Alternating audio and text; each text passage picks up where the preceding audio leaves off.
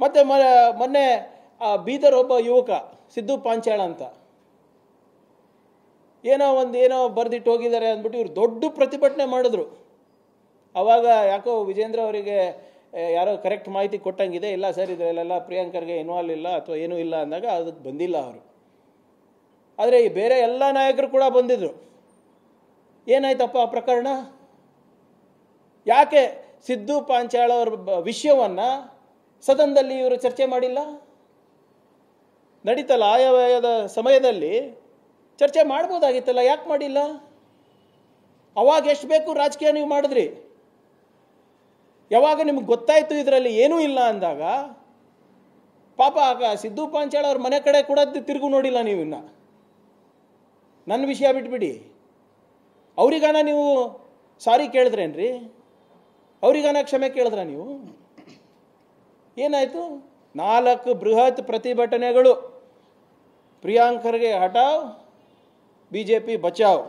ಯಾಕಂದರೆ ನಾನು ಹೇಳ್ತಾ ಇದ್ದೀನಲ್ಲ, ದಯವಿಟ್ಟು ನಿಮ್ಮ ಲೋಕಲ್ ಮುಖಂಡರನ್ನ ನಂಬೇಡಿ. ಒಬ್ರಿಗಿಂತ ಒಬ್ಬರು ಅಪರಂಜಿ ಇದ್ದಾರೆ ಅಲ್ಲಿ. ನೀವು ಕ್ಯಾಂಡಿಡೇಟು, ನೀವು FIR ನೋಡ್ಕೊಡ್ತೀರಾ ಅನಿಸುತ್ತೆ.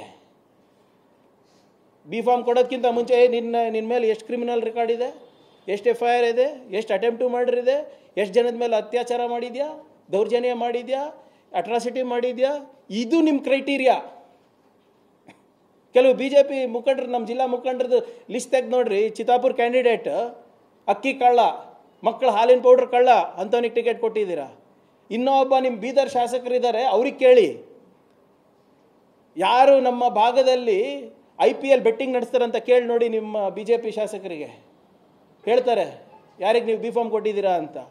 ಇನ್ನೂ ಒಬ್ಬ BJP ಶಾಸಕರ ಎಲ್ಲದಕ್ಕೂ, ಮಾಜಿ ಶಾಸಕರು ಎಲ್ಲದಕ್ಕೂ ಮುಂದೆ ನಿಂತು ಬೈತಾರೆ. ನಿಮ್ಮ ಸರ್ಕಾರದ CBI ತನಿಖೆ ನಡೆದಿತ್ತು, ರೈತರ ಹೆಸರು ಮೇಲೆ ವಂಚನೆ ಮಾಡಿದ್ದಕ್ಕೆ. ಮರ್ತೋಗ್ಬಿಟ್ಟಿದ್ದೀರಾ ಇವೆಲ್ಲ?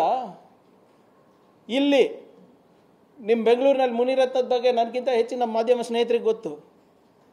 ಇಂಥವ್ರಿಗೆ ನೋಡಿ ನೀವು ಟಿಕೆಟ್